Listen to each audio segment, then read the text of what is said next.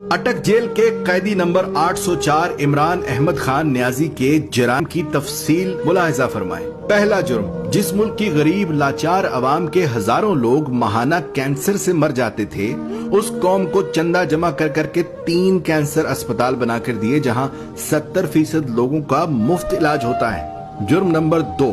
جب اس کی سابقہ اہلیہ جمائمہ نے اسے کہا کہ یا میرے ساتھ لندن میں عیش کی زندگی گزارو یا مجھے چھوڑ دو، تو اس نے پاکستان کو چن لیا، بیوی کو چھوڑ دیا، یہاں تک کہ لاکھوں پاؤنڈز جو جمائمہ کی دولت سے اسے ملنے تھے وہ یہ کہہ کے ٹھکرا دیے کہ مجھے ان پیسوں کی کوئی ضرورت نہیں۔ تیسرا جرم، 40 سالوں سے ایک دوسرے کو سیاسی اقتدار بانٹنے والے سیاستدانوں کو عوام کے سامنے اس نے ایکسپوز کر دیا۔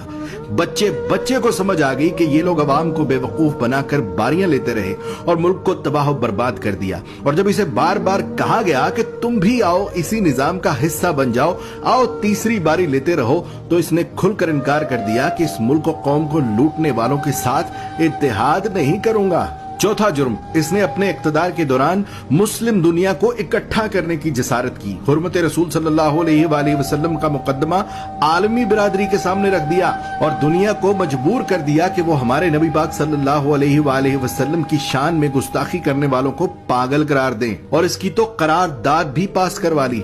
پانچواں جرم سن لو، اپنے اقتدار کے دوران مال بنانے کی بجائے غریبوں کو 12 ہزار روپے دینے شروع کر دیے، ہر خاندان کو 10 لاکھ روپے کا مفت علاج کروانے کے لیے صحت کارڈ جاری کر دیے۔ چھٹا جرم سنو اس کا، جب ہندوستان نے مقبوضہ کشمیر کا سٹیٹس زبردستی بدلا تھا تو اس کو بھی عالمی برادری کے سامنے لتاڑ دیا، اس کے ساتھ تجارت یہ کہہ کر بند کر دی کہ جب تک تم کشمیر کا سٹیٹس بحال نہیں کرتے تم سے تجارت نہیں کروں گا۔ ساتواں جرم، جب اسے پوچھا گیا کہ کیا ماضی کے سیاستدانوں کی طرح آپ بھی امریکہ کو اجازت دیں گے کہ وہ پاکستان میں بیٹھ کر افغانستان پر حملے کرے، تو اس نے کہہ دیا ایبسلیوٹلی ناٹ۔ آٹھواں جرم، اس قیدی نمبر 804 عمران احمد خان نیازی نے پاکستان کی تباہ و برباد ہو چکی کپڑے کی انڈسٹری کو دوبارہ شروع کرنے کی جرت کی، یہاں تک کہ اتنی لومیں چلا دی کہ کام کرنے والے کم پڑ گئے اور دنیا جہان سے پاکستان میں کپڑے کے آرڈر آنا شروع ہو گئے۔ جرم نمبر 9، جب اسے اقتدار سے زبردستی نکال دیا تب بھی یہ ملک چھوڑ کر بھاگ نہیں رہا تھا،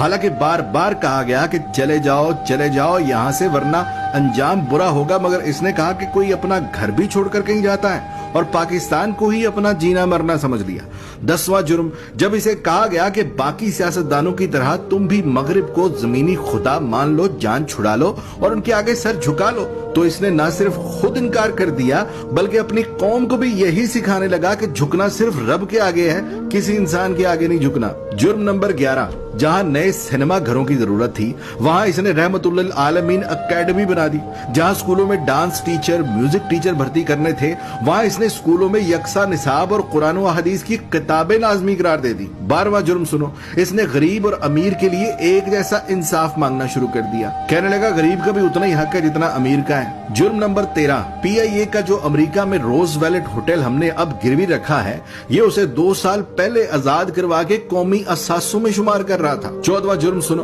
یہ اوورسیز پاکستانیوں سے لاڈ کرتا تھا، انہیں ایک باپ کی طرح سہولیات دینا شروع کر دی تھی۔ بیرون ملک وفات پانے والے اوورسیز پاکستانیوں کا جسد خاکی پاکستان لانے سے لے کر تدفین تک کا سارا خرچ بیت المال سے دینے لگا۔ بیرون ملک جیلوں میں قید پاکستانیوں کو آزاد کرا کر پاکستان لا رہا تھا، اور یہاں تک کہ اوورسیز پاکستانیوں کو ووٹ ڈالنے کا حق دینے لگا تھا۔ جرم نمبر 15، اس نے اپنے ہر اس ساتھی کو چھوڑ دیا جس نے کرپشن کی، جہانگیر ترین جیسے دوست کو بھی کرپشن کا مال بنانے پر خود سے الگ کر دیا اور تا حیات سیاست سے نااہل کروا دیا۔ قیدی نمبر 804 عمران احمد خان نیازی کے جرائم کی تفصیل بہت لمبی ہے، لہذا بقیہ جرائم سننے کے لیے دوسری ویڈیو ملاحظہ فرمائیں۔